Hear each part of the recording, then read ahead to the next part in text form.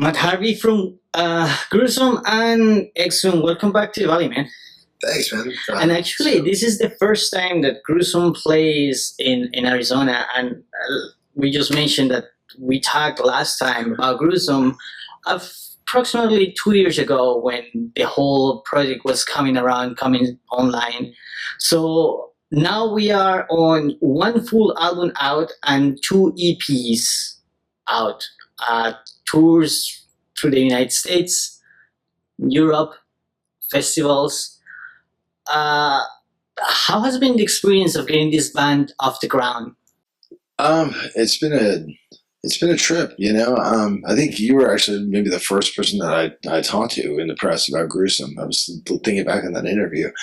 It's been really interesting because, you know, obviously we've been playing in Exhumed for a really long time, and it's just sort of always been around or whatever, you know. And you know, kind of it's fun starting a new band, and you know, I always enjoy jamming with different people and stuff, but it's kind of fun seeing that experience of like, oh, hey, it's first record, this is kind of new again or whatever. And it's been really, it still trips me out because, you know, obviously we are an homage band, we're a tribute band to death. We make no bones about it. We want to be extremely explicitly clear about that. And I wasn't really sure.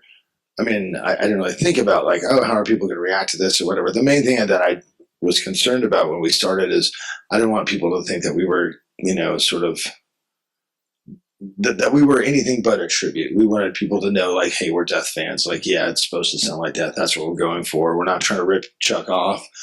We're trying to, you know, it was like somebody was, you know, Chuck was like, I can't write this album. Can you guys write me a Death album? It's like, well, we'll do our best kind of thing. And it's kind of a, you know, Death obviously is a very well-regarded band, rightfully so, you know, so it's, you know, you're kind of setting yourself up to fail. You know what I mean? Like, you're not just like, oh, we're just do, you know, a little band or whatever. Like, oh, we'll try to be like Death. And I wasn't sure how people were going to receive it. And it's been really cool because people have been really supportive, like far beyond what I ever thought, you know, when we were kind of talking about this. And it's been really neat to see. And it's been cool to, you know, talk to other Death fans about, you know, the things that we liked about their records and the things that we missed and, you know, all that kind of stuff. So it's just been a really positive experience. And, you know, the people I play with are great. I mean, they're killer players, really nice people, and they're very, you know, we're all on the same page, and it's a really fun thing, you know. So it's been super positive. I mean, I maybe that's not the best like interview scoop material, but like it's been fucking cool, man. Like we're stoked. It's interesting, Matt, because I mean, when we talked last time, it was just kind of like getting off the ground. Nobody knew what it was. It was kind of like, I think it was one song out at the time. Then after you listen to the whole album, I don't know if in which measure you can say is a tribute band, because you guys are not playing kind of like track by track. You guys kind of like capture the sound and carry that sound. Probably if you talk about tribute to the sound of that, which is so far with this three materials out this album, these two EPs, it seems you guys are captured the sense of that. So which is a great thing, and I think that's why people are so excited about seeing Gruesome. Now talking about from dimensions of horror to fragments of psyche, and it's almost like a year apart, right? Right. How you go on those ones? At which point you grab that material and say you guys go in a timeline fashion, or just kind of whatever at the time you feel like it? Well, you know, when we did the first record, we didn't really have a plan, and then after that, we kind of started. You know, once we kind of realized, oh, we're going to be making more records and doing things like this is going to be a thing now. Then we kind of decided to make things correspond a little bit more tightly with the Death catalog. That's why we wanted to do Dimensions of Horror, which is, you know, our Scream Bloody Gore kind of thing, kind of as quickly as possible after Savage Land, because it wouldn't make sense to kind of like continue doing all these more musically developed, more technical things, and they'd be like, oh yeah, and here's this. because I mean, really, you know, if we had a plan from the beginning, Dimensions of Horror should have been the first album. Savage Land should have been the second. And then Fragments, you know, we were moving more towards Human. And obviously, you know, the timeline dictates that our next album should be like Spiritual Healing. And the reason we sort of jumped the gun on it is because Sean Reiner was willing to play on the track. And I was like, well, who cares about the stupid fucking timeline? Like, Sean Reiner's going to play on one of our songs. Like, we're going to do it. You know, we're going to make this happen. And for me, I mean, I'm always writing. Like, I'm always writing songs. So even when... I mean, even before Dimensions of Horror, I think I had the song Fragments of Psyche already. Just kind of like projecting into the future, like, oh, we're going to, you know, we'll want to do some more tech stuff. We're going to add in a different time signature kind of thing or whatever. And, you know, our next record is already written and we'll be recording that pretty soon. So it's just, it was just kind of a matter of like, hey, well, we already have the material kind of like waiting around or whatever. I like to come into a record like really, at least for me personally, like really prepared with the music. I mean, I like to really have a lot of songs, and like that way, if there's something that goes wrong or somebody doesn't like something, you're like, it's fine. Then if you don't like it, if everyone doesn't like it, we'll get rid of it because we have these 7 other songs, you know. And so it wasn't a question of the material; it just was a question of Sean Reiner getting involved. So after the 7-inch, we will go back to being in a more, you know, chronological order kind of thing. I think that part of having Sean Reiner involved takes a little bit Gruesome to a different level. How was the experience of having him playing drums on Fragments of Psyche, and how he ended up in there? Well, I met Sean when I was doing the first Death to All run, and I just really hit it off with the guy. He's a great dude. We had a lot of fun just hanging out on the bus, like listening to old random 80s, you know, crossover and different stuff. And it really surprised me because, you know, obviously he's known for being such a prog guy, but, you know, and I'm such like an old school, you know, dinosaur guy. But, you know, he was like, oh yeah, I used to love like Ludacris and Leeway and all these, you know, so we're listening to a lot of like hardcore and stuff. It was really surprised. I was like, oh, I thought this guy was just going to be like, oh, Mahavishnu Orchestra, which I like Mahavishnu Orchestra too. But, and beyond that, Gus had taken lessons from Sean. He had worked for Sean on the road. He's like, I mean, he and Sean are like best buddies, really. And so, you know, it's one of those, just like how the whole fucking band started. It's one of those things like, oh, you should get your buddy to play on one of our tracks. Right. And it was kind of the thing like, haha, you got Sean to play. And then Gus, being Gus, was like, you want to play on a track? And he's like, yeah, sure, what the fuck, you know? So, I mean, for me, it was very, you know, it's a big deal for me personally. I mean, just like when James did the solo on Closed Casket on the first record, I was like, nice. I mean, I'd worked with James on a couple of records before, but he was producing and, you know, we were making the music and yada, yada, yada. So I think that for me was pretty special as a fan. And it's one of those things where even if nobody likes a record, I'm like, yeah, remember that time James Murphy did a solo on my song? Remember that time Sean Reiner played drums on my song? Like, yes. You know, I mean, like, bringing this kind of like to the question, have you get any feedback for any of other Dead members? We'll say, you know, Glenn Hogan or, you know. Terry Butler is like a huge Gruesome supporter. He's like, he's way too into it. I was like, really? He's like, oh, I love the new album. It's really good. I was like, wow, thanks for listening to it. Like, fuck, you know? And when we're going to be out with Obituary, yeah, like after next weekend, I guess, he's going to come out and play a song with us, which is really cool. He played Born Dead with us at the Full Terror Assault Fest, not last year, but the year before. He's been really supportive. I know that, you know, Robin has played it for Steve and Gene, and I think they're just kind of like, that's cute, guys. Like, that's pretty funny stuff, you know, but they're really good dudes. They're just like, I don't know why you would want to do that, but yeah, it sounds like death. All right. I was like, well, fair enough.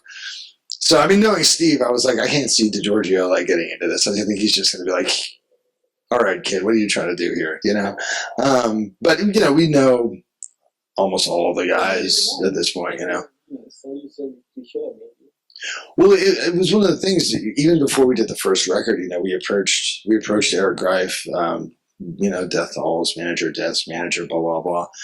And, you know, we kind of just let him know, like, this is a thing and so on and so forth. And it's meant as an homage and blah, blah, blah. And I mean, one of the things that really helped us tremendously in the very beginning of the band was, you know, like, they shared a couple of our Facebook posts on like the Death page, which obviously has, you know, hundreds of thousands of likes, where, you know, we have like, you know, dozens of thousands of likes. So it's that was a big boost. And it also kind of, to me, it added, I guess, like a little bit of a sheen of legitimacy, because yeah, and that, you know, just because, like I said, we know all those guys, and the fact that they recognize, hey, you guys are being respectful, and you're making sure that it's about Chuck and it's about Death, and then cool. And so that meant a lot to me, because I would have felt, you know, if you know, somebody in Chuck's family picked up the Gruesome record and was like, what the fuck these guys, I would feel terrible, you know what I mean? Like, I would feel really awful about that. So it's been important to us to be like respectful, you know, which is weird. It's like a heavy metal band being respectful. It's like you're supposed to be Human being. Well, it's all about respecting the sort of the legacy of Chuck and Death and death metal in general. And also, you know, the fans aren't stupid. They're going to call bullshit too. Like, you know, if we were being shitty about it, they would be like, you know, fuck those guys. You know, I mean, if I was reading an interview, if I wasn't in the band, I was reading an interview, and they're like, yeah, we're doing this and that, and like, whatever, we're gonna blow Death away. I'd be like, fuck these dicks. Like, fuck, you know, fans aren't stupid, you know. Now, how difficult it gets to, you know, having those boundaries at the time to create the music of no copying that, just keeping on the tribute to the music. How, at which point you say, I kind of like want to bring this back to it, kind of thing, you know? You know, it's kind of weird, because when I was a kid, and sorry, this is going to be sort of a roundabout answer. When I was a kid and I was first learning to play guitar, like the first records I started playing along to were just Kill 'Em All, and then Morbid Tales, and then Scream Bloody Gore. So, I mean, this is like when I was 13 or whatever, you know. So I've been listening to Chuck's style and trying to figure it out for a long time, you know, and kind of coming back to it when I did the DTA tour, and I was learning, you know, songs that I wasn't as familiar with, that I didn't grow up with, you know, like The Philosopher and Zero Tolerance and stuff. What kind of struck me when I was learning the songs, I was like, these actually, like, in terms of the note choices and in terms of the way the songs are put together, like, it's not really that different from Leprosy or Spiritual Healing, really.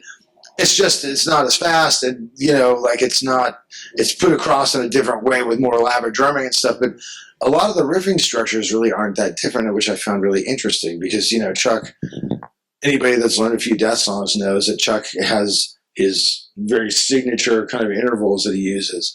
And so, to me, I always just call it the Halloween, the ben and the man and the man, it's a bum bum, Leprosy, and so on and so forth. It crops up a lot. And knowing, you know, kind of refamiliarizing myself with the sort of like tools in the Death toolbox, it also made me realize how much stuff I'd already sort of taken from that in the Exhumed stuff. I was like, oh, this is like a Chuck riff, basically. Like, okay, cool. You know, it's like some of our riffs are more like Terrorizer or Napalm or whatever, and then but there's still a lot of Chuck riffs in there, and so it's kind of like a weird, like, academic puzzle. Like, it's kind of fun. Like, so this is sort of like this riff, but it's different in that, you know. Or even sometimes I'll start by like taking a Death riff and like you play it backwards. And you're like, well, that sounds kind of wacky, but if I change this and that, they're like, oh, cool, it's a new riff. Like, awesome, you know. So I mean, it is, in a way, well, not in a way. It's very contrived, which is sort of the opposite of what I was trying to do with Exhumed. So for me, it's like a lot of fun. It's like a fun project to sort of. Yeah, and you know, it's cool because as the songs are going to get more technical and more elaborate, it's a nice challenge for me to kind of like give me a reason to like, oh, let's kind of play some more advanced stuff, because, you know, Exhumed, it just wouldn't fit, So it's a nice chance for me to sort of stretch my legs, and I think luckily being as familiar with the death stuff as I am, we're avoiding the direct copy thing, But at the same time, I always think of everything in terms of food for some reason, and it's like, if death is a cheeseburger, we got to give people a cheeseburger. You know what I mean? We can't give them a pizza with a fucking logo that looks like death, because that doesn't sound like death. So it's just as, if Chuck's is like a bacon avocado burger, we have to do like a Western barbecue onion ring burger or something. You know what I mean? We have to come up with something that's different enough to make people want to listen to it. And also, but it has, it's a lot like The Force Awakens. I'm sure you saw that movie, like with everybody else in the universe, where there's these like, that they use the same sort of story beats, and some of the shots are like callbacks, and they directly reference things like, hey, you're a fan, you know what this is. Like, aren't you stoked to see this? And it's like, we do the same thing with death bands. Like, hey, you're a fan, you know that this riff sounds like this other riff from like Forgotten Past or whatever song. But it's like, this is slightly different, and it's fun because we're all fans. The people making it are fans, the people listening are fans, and hopefully we're all having fun doing this together, Fair enough. I think this is your first West Coast as per se. Are there any expectations about this little trek before going and joining Obituary next week? Well, I mean, we did what did we do? We did LA, and we did San Diego before, and they both went really beyond expectations. And last night in Orange County was a really good show, like killer vibe, lots of people. And so, I mean, I hope that people will turn up and be into it and be stoked. I mean, I try not to put too many expectations on things, because that's how you get disappointed. I mean, we're still a new band, and we're a very underground band. So, I mean, it's not going to be, we're not going to break any attendance records or anything, but hopefully, people come out and enjoy themselves. And like I said, it's all about, we're all fans with this band, and we're all sort of enjoying being fans together, So that to me is the most rewarding thing. And every show we've done so far has been like that, whether it's, in Europe in front of like 3,000 or 4,000 people, or like at a bar in, Orlando in front of like 150 people, Nice. Now, I also hear that you're working a graphic novel called Howl on a Hellhound movie score. I mean, what's going on? What you can tell us about that? Well, Howl was a horror short that I did with a really good artist named Kelly Williams. And he has it available via his site. I mean, I have some copies, but not enough to like start mail ordering comics or whatever. And Kelly was a friend of a friend, and I was talking to my buddy, this great guy named Michael Klein in Kansas. And, we were just talking, and we just had a lot in common, like a lot of different same music tastes, across genres, and both were into comics. And I was like, yeah, what I do on tour is, while the van is driving endlessly, I just write comic book scripts. I've always been a comic book fan, and, I got boxes and boxes of shit in my house. And yeah, that's not what my wife says. She's like, I just move this shit. But, so it just kind of became something that I started taking a little bit more seriously in the last couple of years, of working on it more and more continuously. And I was like, man, I just need to find like an artist who wants, maybe there's some comic artist that's into death metal that would be like, oh, hey, I'll read your script. And Kelly happened to be that guy. And then the next script that I have coming out is in an anthology book called Not Forgotten. And it's about superheroes in the 40s who have lapsed into the public domain, and then just a bunch of different people are doing stories about them. So yeah, I think it's going to be pretty cool. And then with a movie score, it's a short film. It's like a 15-minute movie. I actually just saw like what I think is the final version today, which was really cool. Obviously Exhumed and Gruesome are both very, very horror related, and I grew up a huge horror movie fan. So I meet a lot of people that are into horror movies and so on and so forth. And I met Richard, I think, somewhere in Canada. I can't remember. Somebody introduced us or whatever. And for, I guess it sort of dovetails back around to some other stuff, but I had been working on some like horror theme, like score pieces for the new Exhumed record. And I was having like a lot of fun just coming up with stuff. I mean, I was like, I'd be on my lunch hour work, like, making all these like synthesizer lines and stuff. And, so I was just like, man, it'd be really cool if just some horror dude, is working on something and needs like a theme. Like, I'll try and come up with something. And Richard liked what I came up with, and now it's going to be a thing. I mean, it's not, it's not going to be a mega blockbuster or anything, but it's a lot of fun, You keep breaking into the music and movie. Yeah, I like to keep busy. I'm always writing stuff, like musically or otherwise. Like I'm always like, hey, what if you did this? Hey, what if you did that? Blah blah blah blah. That's just kind of like my default setting. So.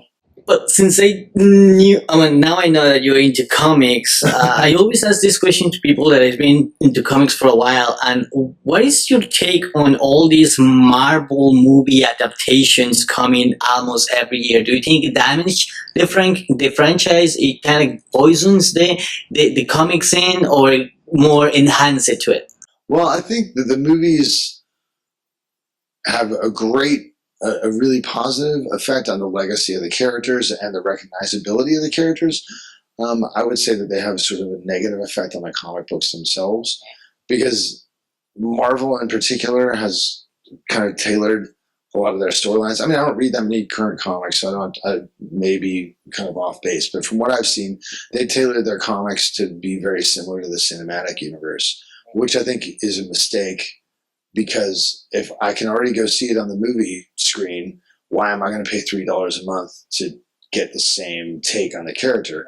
And, all of these characters, even the lesser known until recently, like Rocket Raccoon or whatever. Yeah. I mean, these are characters with 30 plus years usually of history, some of them 50 plus years. Yeah. So there's been multiple takes on these characters, and that's what the hardcore comic book buyer is going to want, especially because everybody's going to see the Avengers. I mean, I've read the Avengers. I think the first 16 issues, and I have like 50% of the first 300 run of the Avengers. Like I'm a big Avengers guy, and of course I'm going to see the movie, but also so is every kid in America. So if I'm going to go to the comic store and buy an Avengers comic, why am I going to get the same thing that I already just saw in the movie theater when I have 30 years of reading history with a comic? That's kind of my semi-informed take on it. But I also think a lot of comics are a lot better now than when I was a kid, in a lot of ways. Many people treasure those old comics because they have the sensation of being unique at the time, and the characters were new, the stories were new, were futuristic at the time. Now let's move into Exhumed. Death Revenge is going to be the first concept album of the band. Let's talk about the concept. What is the idea? The concept, when you talk about concept, you always talk about story. What are we talking about here, Matt? Well, the concept for Death Revenge it's based on a true story. It's a fictionalized version of it, but most of the sort of, more brutal parts of the story are adhered to. It's about a series of murders that took place in Scotland, in Edinburgh, and I believe it was 1830. And at the time, the only way, anatomy was a very big developing science at the time in 1830, and the UK was like really at the forefront of a lot of the research. But the issue was that people didn't donate their bodies to science. The religious beliefs at the time dictated that your body was supposed to be intact for Christ's return, and then you would literally like resurrect and just walk around in your body, which seems pretty dumb. But I mean, people today believe a lot of fucking dumb shit too, so who knows? But so dissection was really frowned upon. People were horrified about it, and nobody wanted to be dissected. It was like the worst thing that could happen to you. So the only way you could legally obtain specimens for dissection was through the bodies of condemned criminals. And because anatomy was such a growing field of research, and there was all these schools propping up, the demand for cadavers far outweighed the supply. So there became a whole culture in Britain and, and elsewhere, but primarily in Britain, at least from what I've studied, of grave robbing to sell the corpse to an anatomist. It wasn't about taking the jewelry, it was about selling the body. And these two guys named William Burke and William Hare, they were sort of like itinerant Irish workers that came to Edinburgh to, just work wherever they could. They had like basically like a flat where a bunch of people would come and stay, kind of rotate through. It was like Airbnb before Airbnb. And one of their tenants died and they didn't know what to do with him. So they took him to an anatomist, a guy named Dr. Knox. And the anatomist gave them more money than both of them would make in a month combined. And he's like, well, if you I don't know where you got a corpse that's fresh, but if you stumble across any more, let me know. They put two and two together, started murdering people, and then, the story unfolds from there. So that's what it's about. And it had a lot of elements that I thought were very, were very present in the Exhumed aesthetic already. Yeah. There's grave robbery, there's dissection of corpses, and the two guys that were doing this, Burke and Hare, they were not criminal masterminds. They were drunken idiots. They would get people wasted and then suffocate them. And I was like, wow, it's got, all this stuff and it's about getting wasted. Like, this is just, you're ticking all the Exhumed boxes here, No, they were not at all. Yeah, they were more like Dumb and Dumber, So it just kind of, it fit really well. And I thought it was really interesting. And so, yeah, here we are. When it will be out? We are just wrapping up the mixing right now. Our mixing engineer just texted me earlier, and he's already talking to the mastering guy, and the artwork is almost done. So we're looking at October if we can, wrap things up here very quickly. It's it should hopefully be interesting. Some new that we haven't done before. Yeah, definitely look into it. I mean, I like the story, so don't get me wrong. Many people are gonna like that. So, any special guest that you have in this album? No, it's just the four of us really. We especially thought with the whole concept thing because it's like a King Diamond type deal where there's different characters talking, and if I'm doing the vocals, it's one character. If Ross is doing the vocals, it's somebody else, etc. We thought it just didn't really make sense to do any guest things under those circumstances, Right. Now, you were saying that the Gruesome album is getting done. Can you give us what is going to be next to it? I mean, what's going on with that? We're figuring out a time to record in the summer. Oh yeah, it's been written for a while.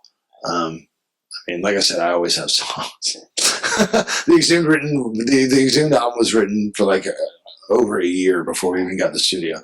But that's a whole other story. But no, the album is written. We're doing like final demos right now.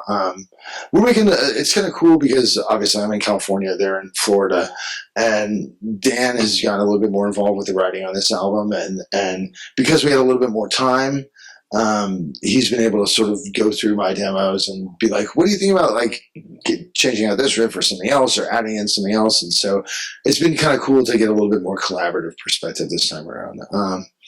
But yeah, we're looking at next May would be the realistic release date. Yeah. And closing up, what is next on the touring schedule, touring perspective for Gruesome and Exhumed? Well, we're doing through this weekend on the West Coast. We'll finish up in Seattle, fly from Seattle to Florida, and then we get in the bus with Obituary, and we'll be out with them for like 2 weeks. Then I'll get home, and then Exhumed has 2 shows in California, a show in Canada, and then Maryland Death Fest. And then after that, Exhumed is doing just like a little 10-day thing in June. We're gonna go play Hellfest and do some other shows. Well, I mean, it's only 10 days. It's only 10 days, so it's a short trip, And then we'll be arranging more stuff around the album release. We're kind of looking at putting that together now, so it's a lot of advanced planning, which is not my forte. Well, Matt, thank you so much for giving us so much information about Gruesome and Exhumed, and definitely I'm really stoked to see you guys tonight. I mean, after we talked last time and seeing the album and the two EPs, definitely you guys have created this whole movement of the sound and the tribute sound of that, not just the tribute to the band, the tribute of the sound. You guys pretty much pull the sound out of it, which is great because I mean, it's kind of like what I was thinking when talking about to you how you get around the edges, how you think I'm gonna cross this, I'm gonna cross in the bridge. I don't want to do that, so that's great. Thanks. And thank you so much, and definitely looking forward for the Exhumed album. That's a pretty cool story to looking forward for your next graphic novel. Cool, man. Thank you very much. So much. Cheers.